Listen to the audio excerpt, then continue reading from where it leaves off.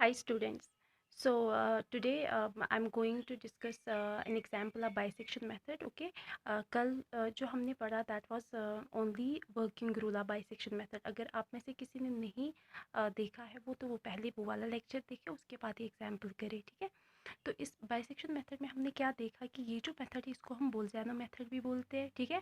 या मतलब ये जो मेथड है it's actually based on the repeated application of intermediate value property, ठीक।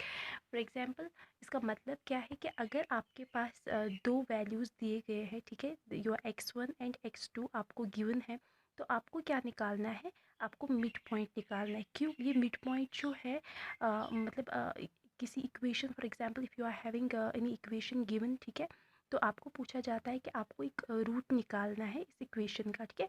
तो वो आप कैसे निकाल सकते हो?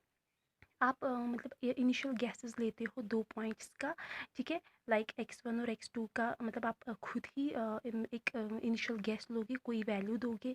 तो उसके बाद आप क्या बोलते हो कि अगर हमारी जो जो ये वैल्यूज़ है, अगर हमने मतलब f(x) और f(x2) के वैल्यूज़ हमने निकाले with the help of the given values जो मैंने अभी बोला इनिशियल गैसेस, तो वो जो दो वैल्यूज़ है अगर वो अपोजिट साइन के थे तो आपका जो रूट है वो यहाँ पे in between these two points लाई करता होगा, ठीक है। तो वो पॉइंट जो है, वो रूट जो है, वो निकालने के लिए आपको क्या करना है, you have to calculate multiple values, ठीक है। आपको बहुत सारे पॉइंट्स निकालने होंगे उसके लिए।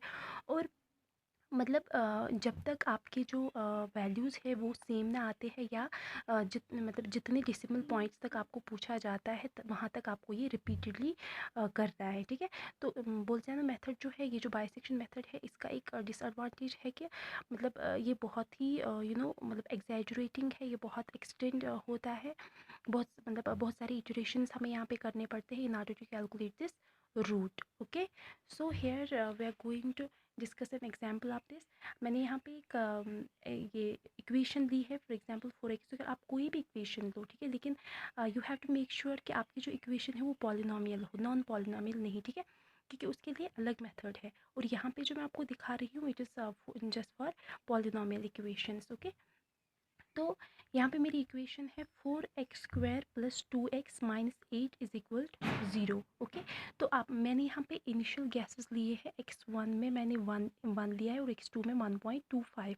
आप कुछ भी ले सकते हो। अब मैंने यहाँ पे ये कैलकुलेट करा पहले से ही, तो इसीलिए मैंने यही दो पॉइंट्स लिए। आप 1 2 भी ले सकते हो, 1 1 भी ले सकते हो, -1 0 भी ले सकते हो, कुछ भी, ठीक है, एज पर योर चॉइस। उसके बाद हम क्या करेंगे, हमने एक फंक्शन ली है, let this f(x) be a continuous function between these two points x1 and x2। Okay, तो अब हम देखेंगे कि हमारा जो f(x1) है, अगर ये पॉजिटिव, इसका वैल्यू पॉजिटिव निकला और इसका नेगेटिव, अगर ये जो इसके दो वैल्यूज़ अपोजिट साइन के निकले, तो हमारा जो रूट है वो यहाँ पे लाई करता है in between these two points, ठीक है, x1 एंड x2। तो यहाँ पे मैंने f(x1) जो है, इसका मतलब क्या है, यहाँ पे मैंने ये जो x1 की वैल्यू है वो मैंने पुट करी है इस वाली इक्वेशन में, ठीक है। सिंपली 4x² के बदले मैंने x1 पहले ये वाली वैल्यू ली है, वो मतलब 1, तो यहाँ पे मुझे इसका आंसर -2 आया, ठीक। और वैसे ही f(x2) में मैंने दूसरा वैल्यू पुट करा, तो उसमें मुझे वैल्यू आया 0.75। आप ये देख भी सकते हो यहाँ पे, या आप इसको खुद भी कर सकते हो, ठीक है।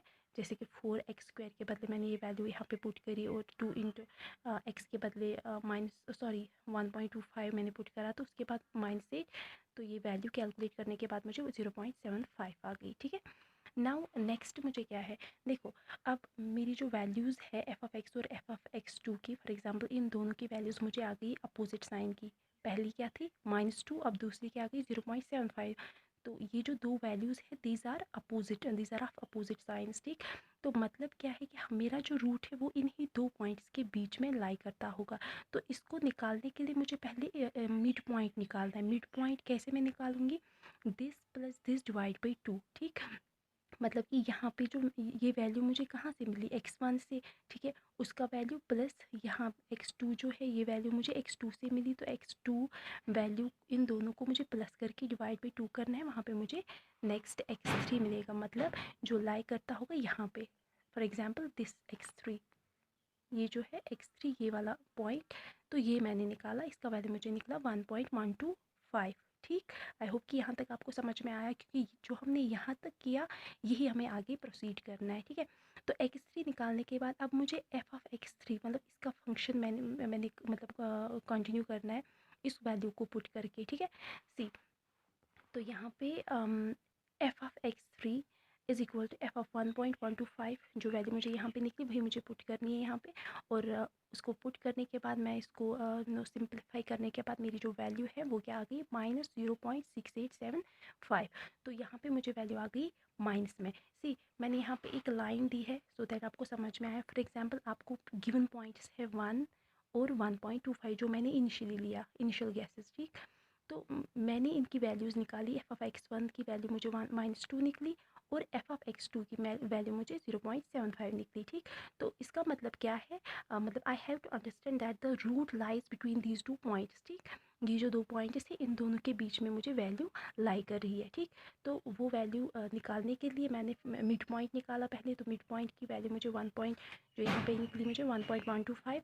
तो उसको फिर मैंने इसकी फंक्शन में पुट करने के बाद मुझे वैल्यू जो है वो ये निकली। सी, यहाँ पे -2 और 0.75 था, तो मुझे पता चल गया कि जो मुझे रूट है वो यहाँ पे मुझे मिलेगा। अब जो मैंने नेक्स्ट वैल्यू इसकी निकाली ये माइनस है। ठीक है, और ये क्या है, ये भी माइनस है। मेरे जो वैल्यूज़ है मतलब इन पॉइंट्स की वैल्यूज़ वो मुझे अपोजिट साइन के निकलने चाहिए, तभी मैं बोलूँगी इन दोनों के बीच में मुझे रूट होगा।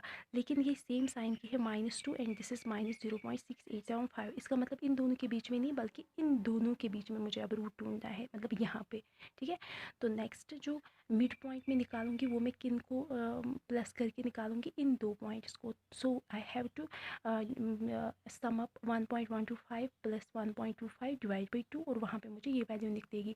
अब मैं इसका एक टेबल बनाऊंगी और उस पर मैं सारे वैल्यूज़ लिख के रखूँगी सो दैट हमें ज़्यादा टाइम यहाँ पे कंज्यूम ना हो, और आपको समझने के लिए कि आपको खुद ही कैलकुलेट करना होगा। ठीक है, ओके, सी नाउ, तो मैंने यहाँ पे एक टेबल बनाया जिसमें मैंने इटरेशंस, एक कॉलम रखा मैंने इटरेशंस, दूसरा कॉलम मैंने x1 की वैल्यूज़ यहाँ पे मुझे रखनी है, x2 की वैल्यूज़ यहाँ पे, उसके बाद function of x1, function of x2 and then x3 and उसकी फंक्शन। ठीक है, x3 की फंक्शन, मतलब मैंने 3 पॉइंट्स लिए हैं। एक तो जो पहले मैंने इनिशियल गैसेस लिए थे, ठीक, उनका रिलेटेड f(x1) एंड f(x2), उसके बाद जो मिड पॉइंट मैंने निकाला x3 और उसके रिलेटेड f(x3), बस यही कुछ करना है हमें। तो ये वैल्यूज़ हमें रिपीटेडली तब तक करने हैं जब तक आपको पूछा जाए। अगर आपको क्वेश्चन में पूछा जाता है कि आपको रूट निकालना है up to the 3 decimal positions, तो आपको 3 डेसिमल पोजीशंस जब तक ना आए तो तब तक आपको करना है। या अगर आपके रिलेटेड टर्म्स जहाँ पे आएंगे आपको, या मतलब थोड़ी कम डिफरेंस होगी उन 2 वैल्यूज़ के बीच में, तो वहीं पे आपने स्टॉप करना है। ठीक है, नाउ सी, तो मैंने सबसे पहले 1 लिया था x1 में, उसके बाद मैंने x2 में 1.25 लिया। ठीक, इन दोनों के बीच का मिड पॉइंट निकालने के लिए मुझे क्या करना है, x3 निकालना है। तो वो x3 मैंने निकाला 1.125। ठीक, अब f x1 की वैल्यू मुझे -2 आई। कैसे, ये जो x1 है ये वैल्यू मैंने पुट करी इक्वेशन में। ठीक है, जो हमारी इक्वेशन थी वो मैं यहाँ पे राइट डाउन करती हूँ। ओके, सी ना, तो मतलब ये जो 1 है ये मुझे इसमें पुट करना है एक्स स्क्वायर के बदले, तो मुझे f(x1) की वैल्यू आ गई। वैसे ही 1.25 में मुझे इसमें पुट करनी है, तो वहाँ पे मुझे वैल्यू आ गई f(x2) की 0.75। और वैसे ही फिर मुझे x3 की वैल्यू जब यहाँ पर मिड पॉइंट मैंने निकाला वो वैल्यू भी मुझे पुट करनी है इस इक्वेशन में, और सो दैट मुझे यहाँ पे ये वाला वैल्यू आए। ठीक, तो मैंने आपको बोला था अपोजिट साइन होना चाहिए। ठीक है, अब जब हमारा अपोजिट साइन आ गया तो यहाँ पे मुझे नेक्स्ट x1 की जगह पे क्या होगा, x1 की जगह पे मुझे होगा x3। ठीक है, क्योंकि x1, f(x1) और f(x3) की वैल्यू सेम है, मतलब साइन सेम है, सॉरी वैल्यू नहीं, साइन सेम है, तो इन दोनों के बीच में रूट लाई नहीं करता होगा बल्कि इन दोनों के बीच में रूट लाई कर रहा होगा। ठीक है, so I will take x1 as 1.125 और x2 जो है वो क्या मैं लूँगी, x2 के बदले मैं लूँगी यही 1.25। ठीक है, x2 के बदले सेम वैल्यू क्योंकि ये भी पॉजिटिव है और ये नेगेटिव, तो ये मैंने सेम लिया। f(x1) की वैल्यू मुझे पुट करने के बाद मतलब इसमें सब्स्टिट्यूट करने के बाद मुझे ये आई, क्योंकि यहाँ पे 1.2 sorry F of x three में भी मैंने 1.25 ऐड किया था, ये ना यूज़ किया था, तो वहाँ पे जो वैल्यू मुझे आई वही मैं यहाँ पे कॉपी करूँगी। उसके बाद 0.75, ठीक है, सेम ही रहेगा।